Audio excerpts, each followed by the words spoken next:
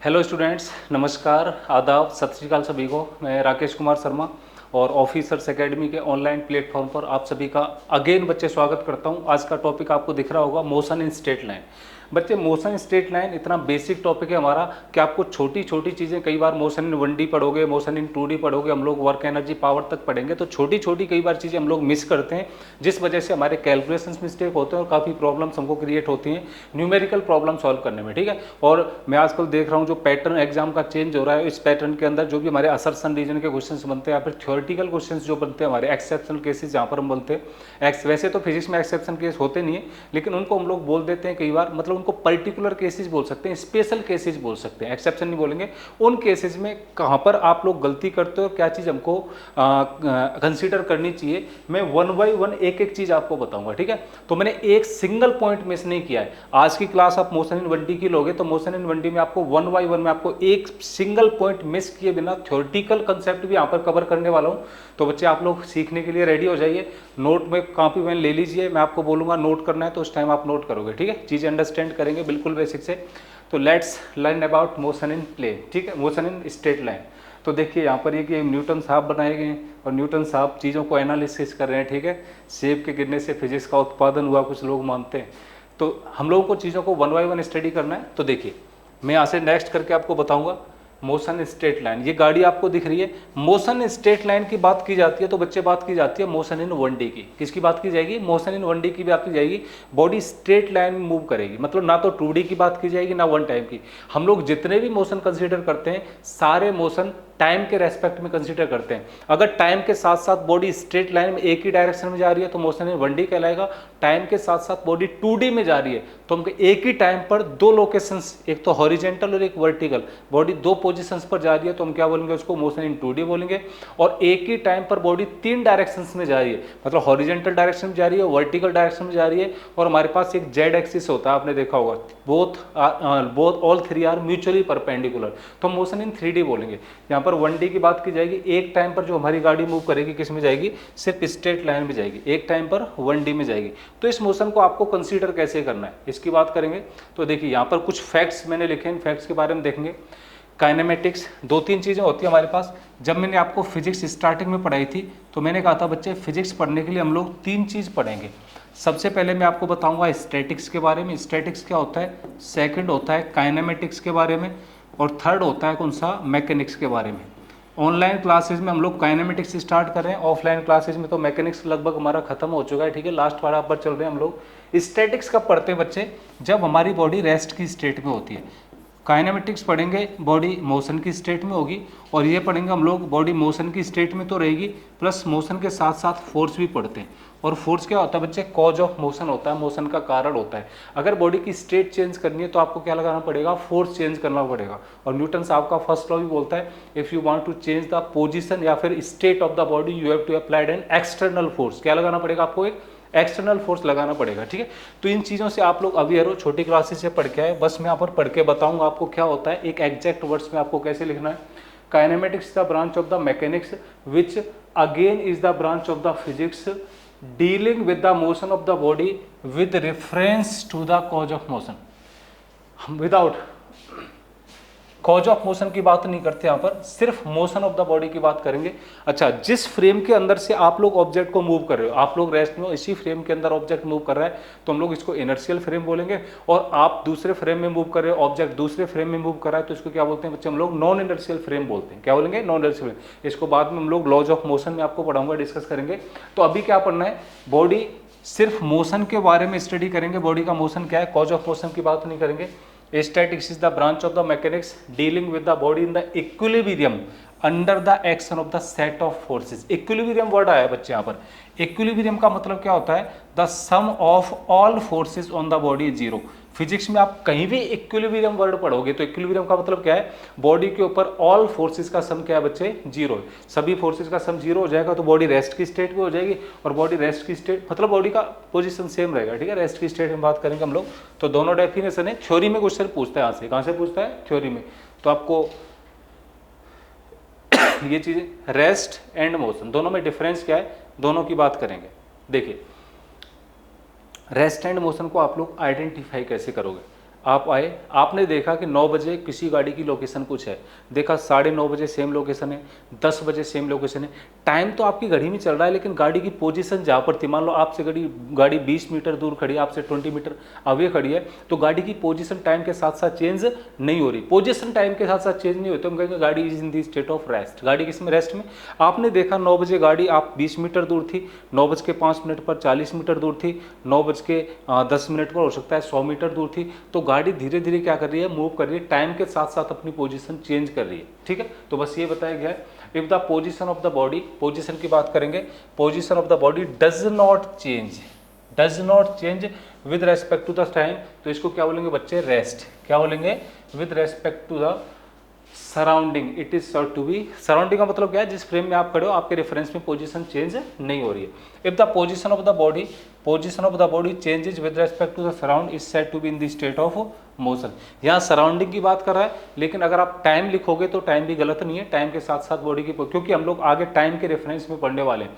Body को rest में पढ़ेंगे तो भी टाइम के रेफरेंस में पढ़ेंगे, मोशन में पढ़ेंगे तो भी टाइम के रेफरेंस में पढ़ेंगे, वेलोसिटी की बात करेंगे तो भी टाइम के रेफरेंस में पढ़ेंगे, एक्सीलरेशन की बात करेंगे तो भी टाइम के रेफरेंस में पढ़ने वाले। क्लियर है? Rest and motion are the relative, most important word है। ये थ्योरेटिकल क्वेश्चन बनता है, आप लोग यहाँ पर गलती करते हो। मैं थोड़ा रुकूंगा बच्चे, जहाँ पर आप गलती करते हो ना वहाँ पर चीज़ों को थोड़ा एक्सप्लेन करूंगा। ये चीज़ें तो हम पढ़ते हैं, इसलिए मैंने आपको थोड़ा फास्ट बताया। रिलेटिव वर्ड का मतलब क्या है? रिलेटिव वर्ड का मतलब क्या है? एक दूसरे के रेफरेंस में। मैं यहाँ पर खड़ा हूँ, मेरे से 10 मीटर दूर कोई आदमी खड़ा है और टाइम 1 घंटा गुजर गया, वहीं खड़ा है, तो मेरे रेस्पेक्ट में, रेस्ट में, किसमें? मेरे रेस्पेक्ट में, किसमें? वो ऑब्जेक्ट रेस्ट की स्टेट में। हो सकता है कोई ऑब्जेक्ट मूव कर, कोई आदमी बस के अंदर से उसको देख रहा है, तो बस के अंदर से देख रहा है तो उस आदमी की तो पोजीशन चेंज हो रही है, उसके रेस्पेक्ट में किसमें हो सकता है? मोशन में हो सकता है। बोथ आर रिलेटिव टर्म्स, दोनों क्या है? एक दूसरे के रिलेटिव। ऑब्जर्वर कहाँ से चीज़ों को ऑब्जर्व कर रहा है, ऑब्जेक्ट कहाँ पर रखा है, फ्रेम ऑफ रेफरेंस क्या है, उस पर डिपेंड करता है। ठीक है, तो याद रखेंगे, थ्योरी में हम लोग इस चीज़ों को गलती करते हैं। क्वेश्चन पूछता है it means a body is in one situation can be rest but in another situation can be motion। मतलब क्या है? एक सिचुएशन में बॉडी रेस्ट में, जैसे मैं हूं, मेरे से 10 मीटर दूर यहां पर खड़ा है, ठीक है, तो मेरे रेस्पेक्ट में तो रेफरेंस में, लेकिन जो आदमी बस के अंदर जा रहा था, बस के अंदर से उस पर्सन ने उसको ऑब्जेक्ट को देखा, तो बस के अंदर से उसको दिखाई दिया मोशन की स्टेट में। तो मेरे रेस्पेक्ट में एक ऑब्जेक्ट अगर रेस्ट की स्टेट में, तो किसी और के रेस्पेक्ट किसमें? मोशन की स्टेट में। बहुत ही बढ़िया एग्जाम्पल देता हूँ। अर्थ सन के चारों तरफ घूमती है, मेरे रेस्पेक्ट में मान लो अर्थ मैं यहाँ पर खड़ा हूँ, और मेरे रेस्पेक्ट में आप मान लो दिल्ली में बैठे हो, मैं यहाँ खड़ा हूँ, दिल्ली में बैठे हो, तो मेरे आप वहाँ पर बैठे हो तो आप स्टेबल स्टेट हो, मेरे रेस्पेक्ट में रेस्ट में हो। लेकिन कोई आदमी अगर मून पर होगा, कहाँ पर होगा? मून पर, तो मून पर से देखेगा पृथ्वी घूम रही है, या फिर किसी और ग्रह पर होगा तो अर्थ क्या कर रही है? घूम रही है, तो उसके रेस्पेक्ट में ऑब्जेक्ट किस में हो सकता है? मोशन की स्टेट में हो सकता है। तो एक ही टाइम पर बॉडी रेस्ट में भी हो सकती है और मोशन भी हो सकती है। It depends on the reference point, it depends on the observer. ठीक है, इसका मतलब ये है। तो आपको याद रखना है, बहुत सारे बच्चे थ्योरी में क्वेश्चन को गलत करते हैं इसको। ठीक है, नेक्स्ट देखते हैं हमारा क्या है। एग्जाम्पल देखो, मैं 1-2 एग्जाम्पल आपको बताऊंगा। यहाँ पर सेम क्वेश्चन है, when a person is in moving bus he will at rest with respect to his co passenger. मान लो ये आदमी बस के अंदर जा रहा है, तो इसके साथ जो आदमी बैठा है, इसके रेस्पेक्ट में ये किसमें हो सकता है? मोशन की, रेस्ट की स्टेट में। भाई आप बस के अंदर बैठे हो, एक सीट पर हो, आपके सीट दूसरी सीट पर एक पर्सन बैठा हुआ है, आपके रेस्पेक्ट में रेस्ट में। लेकिन कोई आदमी रोड के ऊपर से अगर आपको देख रहा है, या फिर उस आदमी को देख रहा है, उसके रेस्पेक्ट में किसमें हो जाएगा? मोशन की स्टेट में। तो ये एग्जाम्पल इसमें समझाया हुआ है कि बॉडी रेस्ट में या मोशन में किस पर डिपेंड करती है? डिपेंड करती है ऑब्जर्वर के ऊपर, या फिर डिपेंड करती है सिचुएशनल पॉइंट के ऊपर। ठीक है, अब देखो ये बस जा रही है, तो इसके रेस्पेक्ट में रेस्ट में, ये आदमी यहाँ पर खड़ा होकर अगर देखेगा तो ये सारे आदमी किसमें? मोशन के रेस्पेक्ट में, लेकिन एक दूसरे के रेस्पेक्ट में किसमें? रेस्ट की स्टेट में। तो इसका मतलब है rest and motion both are relative terms. दोनों क्या है बच्चे? रिलेटिव टर्म्स है। रेस्ट भी रिलेटिव टर्म्स और मोशन भी आपका क्या है? रिलेटिव टर्म्स है। क्लियर है? नेक्स्ट देखिए बच्चे, एक एग्जांपल बताऊंगा आपको, छोटा था। This is not absolute rest and motion, इसकी बात नहीं करेंगे, ये हम कर चुके हैं अभी। देखिए 2-3 टर्म्स हैं। 2-3 टर्म्स कौन से हमारे पास? Type of motion. Type of motion, एक सबसे बड़ा कंफ्यूजन क्या रहता है बच्चे आपको? 2 मोशन की बात करते हैं। एक तो हम बात करते हैं रेक्टिलिनियर मोशन की बात, रेक्टिलिनियर, किसकी बात करेंगे? रेक्टिलिनियर बात। एक आपने वर्ड सुना होगा ट्रांसलेटरी। क्या वर्ड होगा? ट्रांसलेटरी। आपको 11वीं क्लास तक सिर्फ एक चीज बताई जाती है, बोथ आर सेम। लेकिन डिफरेंस है।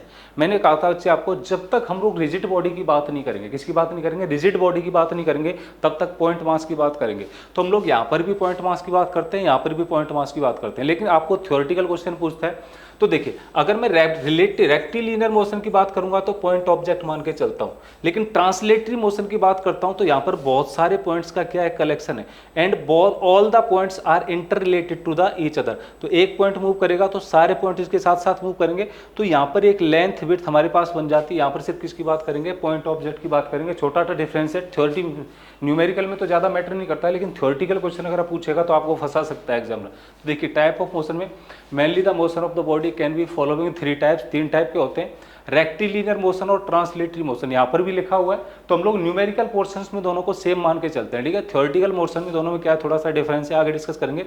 सर्कुलर और रोटेटरी, सर्कुलर और रोटेटरी एक ही तरह पढ़ेंगे, दोनों ऑब्जेक्ट में घूमती है, लेकिन सर्कुलर की बात करेंगे तो सर्कुलर मोशन बच्चे पॉइंट ऑब्जेक्ट के केस में, किसके, पॉइंट ऑब्जेक्ट के केस में बात करेंगे। और रोटेटरी मोशन की बात करेंगे तो rotatory motion is in the case of the rigid body, क्या, रिजिड बॉडी की बात करेंगे, ठीक है।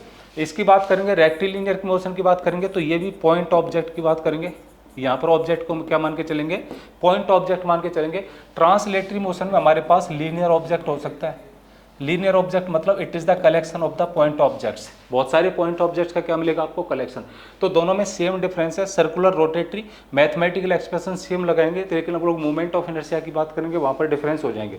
और लास्ट है बच्चे हमारे पास ऑसिलेटरी मोशन। ऑसिलेटरी मोशन भी दो टाइप का होता है। सबसे ज्यादा आपके जो एग्जाम में क्वेश्चंस बनते हैं दैट आर एसएचएम। किसके क्वेश्चन बनेंगे बच्चे, एसएचएम के बनेंगे।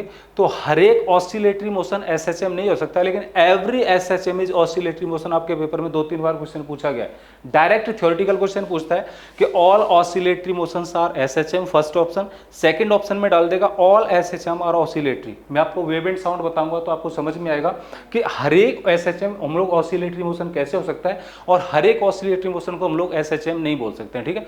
तो 3 टाइप के मोशन आप लोग पढ़ने वाले हो मैकेनिक्स के अंदर, ठीक है। तीनों को याद रखेंगे, रेक्टिलिनियर, ट्रांसलेटरी पॉइंट ऑब्जेक्ट के लिए, लीनियर ऑब्जेक्ट के लिए, सर्कुलर रोटेटरी पॉइंट ऑब्जेक्ट के लिए, रिजिड बॉडी के लिए, ऑसिलेटरी एसएचएम। एसएचएम में टू एंड फ्रो मोशन होगा, इसमें एक फिक्स टाइम के बाद बॉडी क्या करेगी, अपने पाथ को रिपीट करेगी, ठीक है।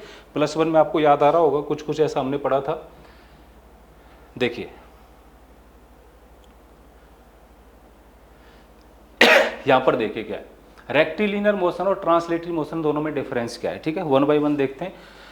फर्स्ट है rectilinear motion is the motion in which the particle और द पॉइंट मास। देखिए हमने बात की थी पॉइंट मास की, यहाँ पर सिर्फ ये लिखा हुआ है पार्टिकल और द पॉइंट मास की बात। Body is moving along the straight line, किसकी बात करेंगे, सिर्फ जो भी ऑब्जेक्ट है उसको क्या मान के चलेंगे, पॉइंट ऑब्जेक्ट मान के चलेंगे। v की स्पीड से एक एक्सीलरेशन से ऑब्जेक्ट क्या कर रहा होगा, अपना मूव कर रहा होगा।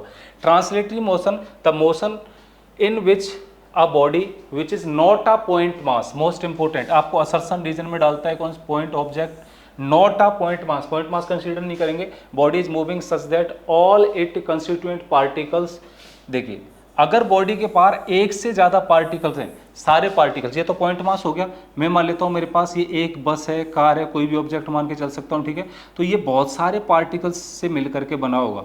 All constituents particles move together, बहुत सारे पार्टिकल्स की बात करेंगे along the parallel straight line and the shift through the equal distance in the given interval of time. 1 second के अंदर, 1 मिनट के अंदर अगर ये पार्टिकल 20 मीटर गया होगा तो 1 मिनट के अंदर ये पार्टिकल भी 20 मीटर गया होगा, 1 मिनट के अंदर ये पार्टिकल भी 20 मीटर गया होगा। तो ऑल द पार्टिकल्स एक दूसरे के रिलेटिव में क्या जाएंगे, फिक्स डिस्टेंस मूव करेंगे। क्लियर है। सर्कुलर और रोटेटरी, इसके अंदर थोड़ा सा डिफरेंस आपको देखना है। सर्कुलर और रोटेटरी के अंदर डिफरेंस क्या है, ध्यान से देखेंगे। देखिए irrespective to the path of, मैं आपको पहले ऐसे ही बताता हूँ, एक हमारे पास फिक्स एक्सिस होगा, इसके अबाउट में पॉइंट ऑब्जेक्ट ऐसे करके घूमेगा, इट इज सर्कुलर मोशन। क्या बोलेंगे बच्चे इसको, सर्कुलर मोशन बोलेंगे। एक रिजिड बॉडी है, रिजिड बॉडी खुद के एक्सिस पर ऐसे करके घूमेगी, इट इज रोटेटरी मोशन। क्या है, रोटेटरी। इन दोनों को मिला के, एक तो ट्रांसलेटरी मोशन और रोटेटरी मोशन, दोनों को मिला के क्या बनता है, रोलिंग सिस्टम ऑफ पार्टिकल्स में आप लोग पढ़ोगे। Irrespective of the path, if a particle moves permanently around a fixed point then the motion is called the rotational motion. Irrespective to the path, if a particle move permanently around a fixed point, ये point याद रखना है आपको। If a path is circular then it is can be called the circular motion. अगर circular path है, circular motion अभी बताऊंगा difference क्या है। Fix point around which the particle is making rotational motion is called the centre of rotation. A line is passing through the center of rotation perpendicular to the plane with the axis of rotation। देखिए ये point है, ठीक है, इस point से यहाँ पर कोई ऑब्जेक्ट और सर्कल में ऐसे करके इसके चारों तरफ घूम रहा है, ठीक है। तो ये ऑब्जेक्ट में बी मान लेता हूँ, ये ऑब्जेक्ट ए। तो ए के राउंड में सराउंड में घूमेगा, it is circular motion. It is the point of rotation, क्या बोलेंगे इसको बच्चे हम लोग, सेंटर ऑफ रोटेशन बोलेंगे। Point eight which the around which the body is rotating, क्या बोलेंगे, सेंटर ऑफ रोटेशन। लेकिन अगर मैं यहाँ से एक परपेंडिकुलर एक्सिस पास करा देता हूँ ऐसे करके, क्या ये एक्सिस है, इसको बोलेंगे हम लोग एक्सिस ऑफ रोटेशन। जब कभी भी हम लोग रोलिंग की बात करेंगे तो क्या करेंगे, एक्सिस ऑफ रोटेशन से परपेंडिकुलर डिस्टेंस लेंगे, क्या लेंगे, एक्सिस ऑफ रोटेशन से हम लोग परपेंडिकुलर डिस्टेंस की कंसीडर करेंगे, ठीक है। तो दोनों में डिफरेंस समझ में आया आपको, चलिए वेल एंड गुड। देखिए एक एग्जांपल आपको यहाँ पर दिया हुआ है, ये हमारे पास अर्थ है, अर्थ के अराउंड में मून ऐसे करके घूमेगा, इट इज रिवॉल्यूशन। क्या हो जाएगा बच्चे, हमारे पास रिवॉल्यूशन हो जाएगा, तो इसी को कंसीडर करेंगे। तो ऑसिलेटरी मोशन, आपने पेंडुलम देखा है, पेंडुलम घड़ी होती है आपके पास, यहाँ पर क्या करेगा, एक फिक्स पॉइंट है और फिक्स पॉइंट के to and fro body move करेगी, क्या करेगी, फिक्स पॉइंट के टू एंड फ्रो। एक फिक्स इंटरवल ऑफ टाइम के बाद बॉडी क्या करेगी, अपने पाथ को रिपीट करेगी। जैसे मेरे पास यहाँ पर क्या था, सन था, मैंने कहा था यहाँ पर क्या है, अर्थ है, और अर्थ सन के अराउंड में क्या करेगी, ऐसे एक साल के बाद अपने मोशन को रिपीट करती है। दिस इज ऑसिलेटरी मोशन, क्या बोलेंगे इसको, ऑसिलेटरी मोशन बोलेंगे, ठीक है। लेकिन यहाँ पर क्या है, फिक्स पॉइंट के आगे पीछे बॉडी क्या कर रही है, मूव कर रही है। हो सकता है सिंपल पेंडुलम का टाइम पीरियड 2 सेकंड का होता है, आपको याद रखना है, डायरेक्ट पूछता है कितना टाइम रहता है बच्चे, 2 सेकंड का। तो हर एक 2 सेकंड के बाद बॉडी क्या करेगी, अपने मोशन को रिपीट करेगी, ठीक है। तो यहाँ पर टू एंड फ्रो होगा, इट इज SHM। यहाँ पर क्या है, टू एंड फ्रो नहीं है, लेकिन हर एक साल के बाद बॉडी क्या करिए, अपने मोशन को रिपीट करिए। डिफरेंस क्या है, यहाँ पर टू एंड फ्रो नहीं है, फिक्स पॉइंट के आगे पीछे नहीं, यहाँ पर फिक्स पॉइंट के आगे पीछे। तो एवरी SHM में be the oscillate, every SHM is oscillatory motion, इसको क्या बोलेंगे, SHM। मैंने यही कहा था, एक आपका क्वेश्चन पूछा गया, तो every SHM is oscillatory motion but all oscillatory motions are not SHM, vice versa इसका पॉसिबल नहीं है, ठीक है। ये तीनों के अंदर डिफरेंस था बच्चे। नेक्स्ट,